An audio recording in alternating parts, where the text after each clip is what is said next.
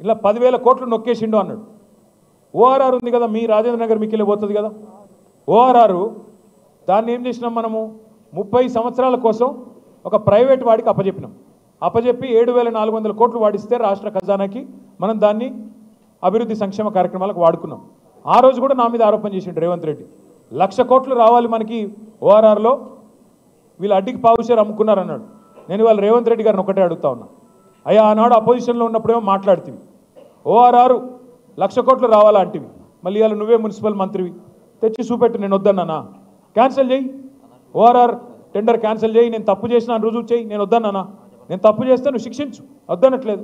అట్లాగే నువ్వే అంటివి కదా కోకాపేట భూముల స్కామ్లో నేనేదో డబ్బులు దొబ్బినాను, మరి నువ్వెందుకు అమ్ముతున్నావు ఇవాళ భూములు?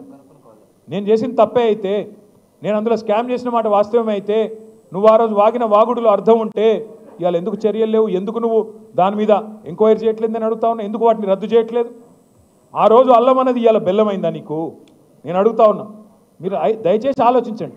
ఎవడి కోసం మూసి అంటే ఇక దీనికి మళ్ళీ అందమైన కవరు, మనం గట్టిగా మాట్లాడి మూసి ఎందుకే నీకు ఢిల్లీలో మూటలు వంచనీక పునరుజ్జీవం చేయాలంటే కేవలం 1,100 కోట్లు సరిపోతుంది కానీ గట్టిగా అడిగితే ఈ మధ్యన కొత్త పల్లె అందుకున్నాడు బాపు ఘాట్లనట.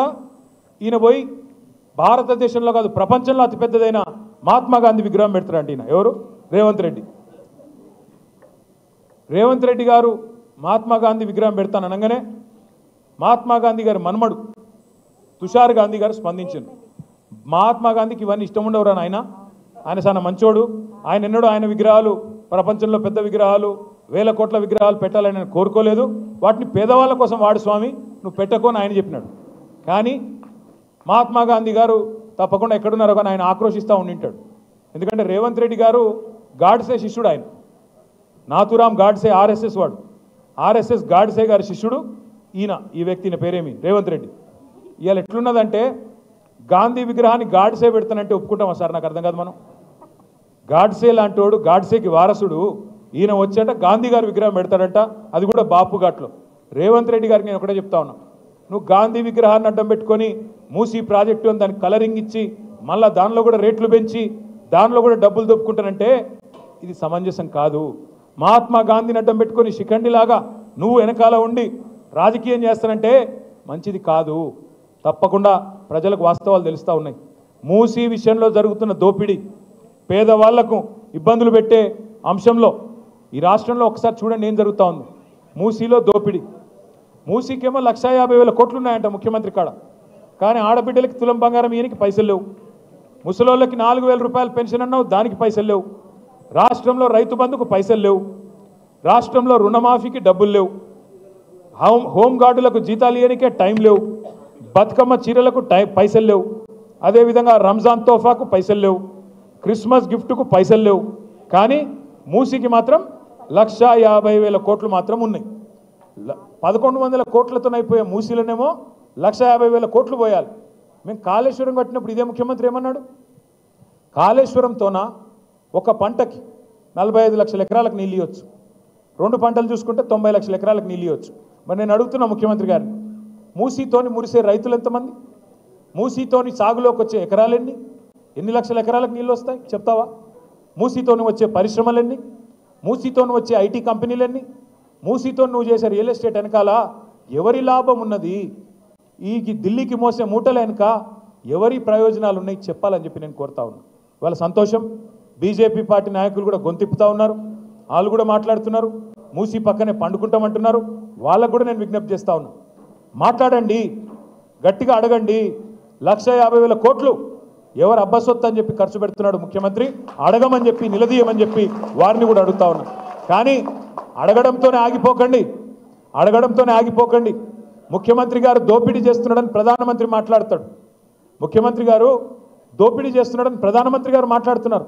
నిన్న మొన్న నేను మహారాష్ట్రలో చూసిన ప్రధానమంత్రి చెప్తున్నాడు, అక్కడ తెలంగాణ आज कांग्रेस की शाही परिवार के लिए एटीएम बन गया, తెలంగాణ ఏటీఎం అయిపోయింది కాంగ్రెస్ పార్టీకి అని ప్రధానమంత్రి నరేంద్ర మోడీ గారు మాట్లాడుతున్నారు.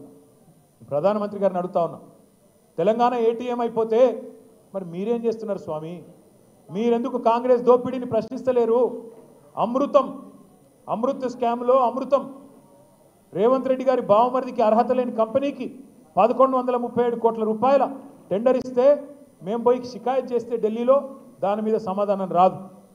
1,50,000 కోట్ల దోపిడీ మూసిలో జరుగుతోంది. డిపిఆర్ లేకుండానే ఇండ్లు గులగొడుతున్నాడు. డిపిఆర్ లేకుండానే 1,50,000 కోట్లని మాట్లాడుతున్నాడు. ఇది దోపిడీ కాదా, డే లైట్ రాబరీ కాదా అని మేము అడిగితే సమాధానం రాదు. అదే మాదిరిగా ఆర్ఆర్ ట్యాక్స్, ఇది కూడా నేను అంట్లా, ప్రధానమంత్రి గారే అన్నారు మొదలు. RRR అని ఆ మధ్యన సినిమా వచ్చింది, నాటు పాటున్న దానిలో యాదుకుందా, అట్లాగే ఈయన కూడా నాటు కొట్టుడు కొడుతున్నాడు. ఆ RRR కలెక్షన్ కంటే ఈయన ఆర్ఆర్ కలెక్షన్ ఎక్కువైపోయింది అని ప్రధానమంత్రి గారు స్వయంగా చెప్పినారు. చెప్పిన తర్వాత ఈ రోజు వరకు కూడా యాక్షన్ లేదు. వీళ్ళ దోపిడీ మీద చర్యలు లేవు. చర్యలు లేకపోగా మణికొండలో ఎట్లయితే కాంగ్రెస్ బీజేపీ అలైబలై చేసుకొని చైర్మన్ వైస్ చైర్మన్ ఒక నరేందర్, వైస్ చైర్మన్ ఇంకో Narender, chairman Congress Narender, vice chairman BJP Narender, వాళ్ళట బయటకు వచ్చి సిగ్గులేదు. బీజేపీ బీఆర్ఎస్ ఒకటే అని మాట్లాడతారు, బయటకు వచ్చి బీజేపీ బీ టీమ్ బీఆర్ఎస్ అని ఒకటి మాట్లాడతాడు. నేను అడుగుతున్నా, మణికొండలో ఎవరు కలిసి కాపురం చేస్తూ ఉన్నారు? మక్తల్లో ఎవడు కలిసి కాపురం చేస్తున్నాడు? భువనగిరిలో ఎవడు కలిసి కాపురం చేస్తున్నాడు? మున్సిపాలిటీలో ఒకడు చైర్మన్, ఇంకోడు వైస్ చైర్మన్. ఒక్కడు చూపెడతావా మొత్తం తెలంగాణలో బీజేపీ ఉన్ను టీఆర్ఎస్ కలిసి అధికారం పంచుకున్నది ఒక్కటన్నా చూపెడతావా? ఎక్కడా లేదు. కానీ ఇవాళ ఇష్టం వచ్చినట్టు మాట్లాడుతూ ఉంటారు. నేను మీద అందరితో ప్రార్థన ఒకటే, ఇవాళ బీజేపీ అనే పార్టీ కాంగ్రెస్కు రక్షణ కవచంలాగా మారింది. ఇవాళ కేంద్ర సహాయ మంత్రులు ఒక ఆయన బండి సంజయ్ కుమార్ గారు, ఆయన కేంద్ర సహాయ మంత్రి కాదు, రేవంత్ రెడ్డి సహాయ మంత్రి. రేవంత్ రెడ్డికి ఎప్పుడు కష్టం వచ్చినా ముందు ఆయన మీద రెప్ప వాలకుండా, కష్టం వచ్చినా వెంటనే రక్షణ కవచంలాగా సహాయ మంత్రి కాపాడుకుంటా ఉన్నాడు. మేము రేవంత్ రెడ్డిని తిరిగితే, రేవంత్ రెడ్డి మీద విమర్శ చేస్తే బీజేపీలకు రోషం వస్తున్నది. రఘునందన్ రావు, విశ్వేశ్వర్ రెడ్డి మీ ఎంపీ పుణ్యాత్ముడు, తర్వాత ఈయన ఇంకొక ఆయన పేరేదో ఉండే, కాదు అరవింద్, ఈ నలుగురు ఇవాళ రేవంత్ రెడ్డికి రక్షణ కవచం. నలుగురు బీజేపీ ఎంపీలు. మీరు ఆలోచించండి, వాళ్ళు రేవంత్ రెడ్డి పార్టీలు ఉన్నారా లేక బీజేపీలో ఉన్నారా? అప్పుడప్పుడు సరే మనకు కూడా కన్ఫ్యూజన్ ఉందనుకోండి, రేవంత్ రెడ్డి గారు కాంగ్రెస్లో ఉన్నాడా బీజేపీలో ఉన్నాడా అని మనకు కూడా కన్ఫ్యూజన్ ఉంది. ఎందుకంటే మీరు చూడండి జాగ్రత్తగా, పైన రాహుల్ గాంధీ పాపం ఆయన అమాయకుడు, ఆయనకేం తెలియదు, ఏం రాసిస్తే చదువుతాడు ఆయన పాపం. ఆయన లీడర్ కాదు, రీడర్. ఎక్కడ పోయి ఏ పేపర్ మీద ఏది రాస్తే తెల్ల పేపర్ పట్టుకుని బడబడ చదివేసి వెళ్ళిపోతాడు. ఆయన పోతాడు. నిన్న మాట్లాడుతున్నాడు మహారాష్ట్రలో రాహుల్ గాంధీ. ఏమంటున్నాడు బొంబాయిలో? అదానికి మొత్తం 1,00,000 కోట్ల విలువ చేసే ధారావి భూమి దారాదత్తం చేస్తున్నది బీజేపీ అని అక్కడ అదానిని వ్యతిరేకిస్తూ రాహుల్ గాంధీ మాట్లాడతాడు. మరి ఇక్కడేం జరుగుతున్నది? అదే అదాని మంచోడు, చాలా మంచివాడు, ఆయన మించిన ఉత్తముడు లేడు, అద్భుతమైన మనిషి అని చెప్పి రేవంత్ రెడ్డి గారు రోజు ఆయనతో రాసుకొని పుసుకొని తిరుగుతూ ఉన్నారు. నేను ఊరికేనే అనడం లేదు, ఏదో కావాలని విమర్శలు చేయడం కాదు. ఇవాళ బీజేపీ రక్షణ కవచంలాగా మారింది కాంగ్రెస్కు. ఇద్దరు కలిసి మన మీద పగబట్టిండ్రు అనే మాట నేను ఉత్తగానే అంటలేను. పొంగులేటి శ్రీనివాసరెడ్డి గారు అని ఒక మంత్రి ఉన్నాడు, బాంబుల శాఖ మంత్రి. ఆయన అమావాస్య కొన్నాడు బాంబులు, కార్తీక పౌర్ణం కూడా వెళ్ళలేదు, ఇంకా దీపావళి పోయింది, కార్తీక పౌర్ణం పోయింది, కానీ ఆ బాంబులు పెళ్తనే లేవు, తుస్సు బాంబులని. అయితే ఆయన తుస్సు బాంబుల మంత్రి గారు, ఆయన ఇంటి మీద ఈడీ రైడ్ అవుతుంది, బాంబుల శాఖ మంత్రి మీద. ఇప్పటికీ 45 రోజులైంది, 45 రోజులైంది ఈడీ రైడ్ అయ్యి. అదే ఈడీ కవిత గారింటి మీదకి పోతే, అదే ఈడీ ఇంకొకరి ఇంటి మీదకి పోతే నిమిషం వస్తాయి వార్తలు బయటికి. ఇంత దొరికింది, అంత దొరికింది, బంగారం పెన్ను దొరికింది, సిల్వర్ పిన్ను దొరికింది, ఇవన్నీ వస్తాయి. మరి పొంగులేటి శ్రీనివాసరెడ్డి ఇంట్లోకేమో 2 కౌంటింగ్ మెషిన్లు పంపితీవి కదా, నోట్ల కట్టలు ఉన్నాయని చెప్పినారు. 2 కౌంటింగ్ మెషిన్లు పంపినారు. 45 రోజులైన తర్వాత అక్కడ ఇక్కడ కాంగ్రెస్ వాడు మాట్లాడాడు, ఈడీ వాడు మాట్లాడాడు, బీజేపీ వాడు మాట్లాడాడు. శ్మశాన నిశ్శబ్దం. ఎవరో చచ్చిపోయిన తర్వాత ఉంటే చూడండి కొద్దిసేపు, అట్లాగా ఎవడు మాట్లాడాడు. కుయ్యి లేదు, కయ్యి లేదు, సడి లేదు, సప్పుడు లేదు. ఏమిరా నాయన అంటే లేదు హోగా డీల్ హోగా నై బాత్ కరింగ్. ఇదే అంటున్నా నేను. ఎవడితో ఉన్నాడు కొద్దిగా మనం కూడా ఆలోచించి అవగాహనతో ఉండాలి తప్ప ప్రతిదానికి ఆగమాగం అయిపోకూడదు. నేను దయచేసి మిమ్మల్ని కోరేది ఒకటి, పదవులు మాకు కొత్త కాదు.